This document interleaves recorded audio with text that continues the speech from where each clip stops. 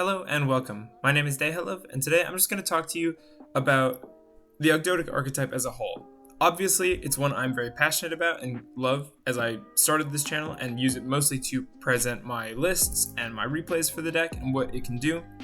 But with that, I don't want to deceive people. So I want to answer a question. Are Ogdoadics good? And the answer is yes, but it's complicated. And that's for a few reasons.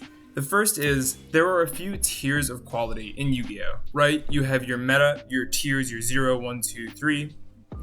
You have your rogue decks, which are not necessarily placed on these tiers, but are good in spite of that, thanks to some of their mechanics.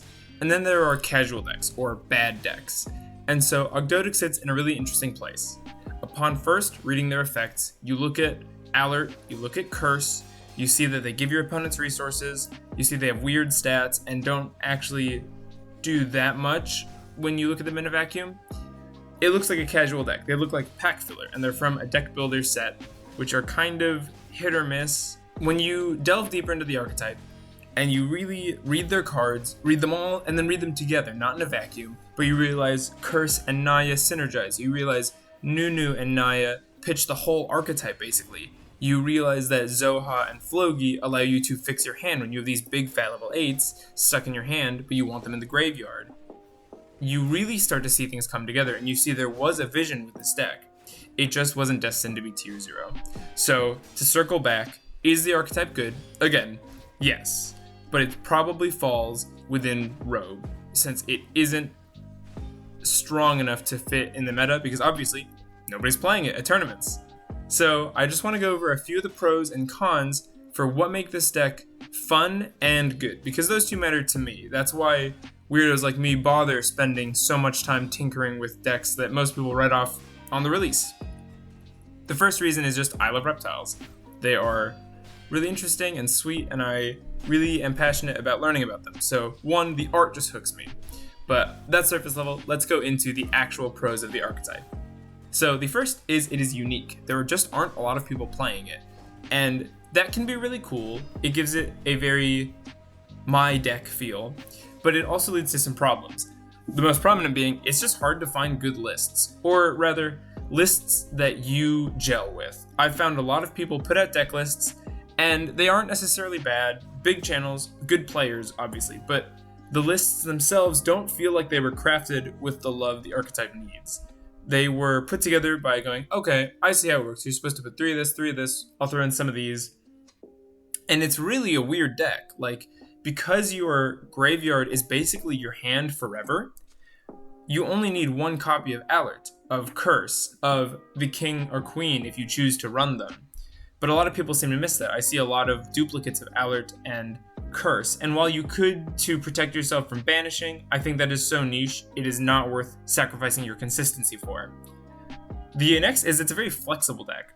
There is very little direct direction given by the archetype itself, so variety in builds just comes naturally.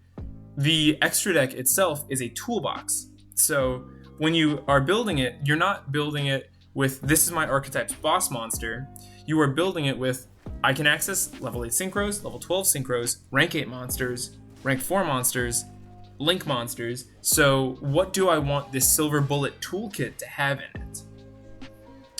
You can also build the deck in a few ways, so obviously the extra deck is flexible, but also the builds you can have. You can have hybrid builds, like Dino, like I favor. There are Layer of Darkness builds. You could do a going second super poly Layer of Darkness thing and really break boards and go for the OTK with Draglubion and Numeron Dragon. You can do an alien build that rushes to build up your Cosmic Slicer Zerol and to stack the board with 8 counters with something like Alien Kid or Planet Pollutant Virus. That's a really cool stun strategy that lets you control the board using your monsters as materials. There's also really gimmicky stuff you can do like Venamanaga turbo builds, stuff like Snake Rain, Nunu gets it to the graveyard. There are lots of ways to access your Venom monsters, although I wouldn't recommend this for tournaments, maybe locals for fun. The playstyle itself is also very interesting. It is a grind or ramp deck, which means the longer the duel goes on, the longer your match goes on, the more resources you pool up. Because like I said, your graveyard is your hand.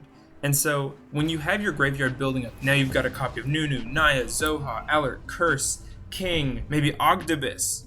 You now have all these options. You can go for rank 8 plays, you can go for link plays, you can now summon Ogdoadic and wipe the whole field. It's just really unique. Even stuff under like Mystic Mind, you can do weird shenanigans by using your stuff like Aaron and Amnesia or Ogdoadic to tribute your board down to make it smaller to match the opponents. Really interesting things. It is also very consistent. Because your graveyard is your hand, and because Naya and Nunu dump from deck to grave, dumping equals drawing, and they're so good at it, you don't even have to run Foolish Burial, which is the first card I would think of as a dump card. Obviously we have Snake Rain. I will talk about Snake Rain maybe in another video, but Snake Rain is not as important as you may think. If you have tested this deck, you probably learned Snake Rain is not necessary. I have talked on record extensively about how Nunu and Naya individually are 1-card starters, assuming you have one more monster that you can put on the board to get your whole rank 8 play going, to get the Dragalubion Hope Harbinger play, that really solid turn 1 board that I love. So Snake Rain is kind of a -2 that instead of saying send 4 reptiles from deck to grave, it says your opponent wastes Ash Blossom. Especially in a hybrid build, if they hit your Snake Rain, and Snake Rain fixes your hand by the way, it can discard your level 8s, it can get your monsters ready for resurrection. It is just a really easy bait, because then, if you're running a hybrid build like I love Ogdoadic Dino, you now have your Soul Eating Oviraptor, and when that hits the board, it's probably safe. Also, your Fossil Dig is probably safe, because if you lead with the Snake Rain, people are going to hit it, because they see that. They know you're playing reptiles now, and they think, this is how reptiles work, and they lose if I hit this. So when you don't lose when they hit it, it's really good, because they don't know that's going to happen. So those are all some pros. So now let's list some cons, because I really love this deck, but I'm not going to pretend it's a tier 0 contender. So the first is, there is 0 back row protection in this deck. If the opponent is running Floodgates, or counter traps, there's really not much you can do about it. Yeah, you can main deck Cosmic Cyclone, Twin Twister, but your space is tight. This is a combo mid-range deck, I would say, which means you need a lot of resources. Your hand needs starters, probably at least 2 or 3 starters, and it is consistent. But that means in your list building, you don't have room, because if you play 3 Twin Twister and you draw 2 in an opener, that's probably a loss unless you're going against a really bad Eldritch or something. That's not a good hand. Another con are the weird costs, like Alert gives your opponent monsters from their grave back to their hand, and Curse gives your opponent monsters from their grave to their field. This one admittedly I like, because people do that and don't realize Ultimate Conductor Tyranno is going to eat their new monsters, but it is, in a vacuum at least, a cost, a weird cost. Also, in a strange ruling thing, your opponent may take these bonuses, the card back, the monster, and then negate your monster's actual effect. Curses, Resurrect, and Alerts return your banished cards to grave. It also struggles really hard against 2 hand traps. 1, it can play through, but if there are 2 hand traps / negates, it has kind of a hard time. Because say your hand is Fossil Dig, Soul Eating Oviraptor, Snake Rain, this is a hand that kind of wants 2 of these starters to go off. And so, it can be fragile, but it's not fragile enough to be casual, because that's what I would say is the number 1 reason a deck is a casual deck and not a rogue or tiered deck, is because it just loses to hand traps, because they're everywhere, they're omnipresent. The last con, and the biggest one, is that the main deck doesn't really do anything unless you're playing the pure build. So what do I mean by that? The build I play, Ogdoadic Dino, your Ogdoadics are the ones that get you to the extra deck, the level 8s, Curse and Alert, as I've been mentioning ad nauseum, and the guys that get you there, Nunu, Naya.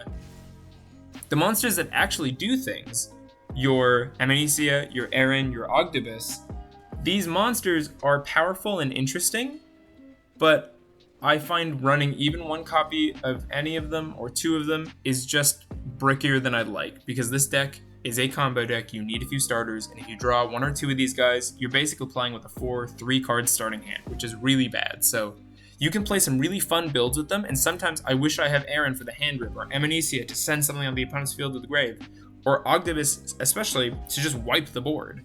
And so experimentation with them is always going to be worthwhile. They're always valuable, and they are cool boss monsters, but they don't progress the game state, save for Ogdoadic.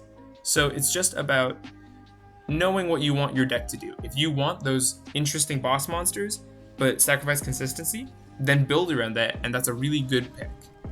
So, that's what I have to say about the deck. It's really fun, and I think it's good, but it's not a tier 0 deck, and it really never can be. So, let me know what you think, and let me know what you think of this style. I usually do scripted, but I sound like a zombie, so I wanted to try some freeform, just talking to the computer, and I feel like it has more energy, so we'll see. I hope this does well. Thanks, and I'll see you next week.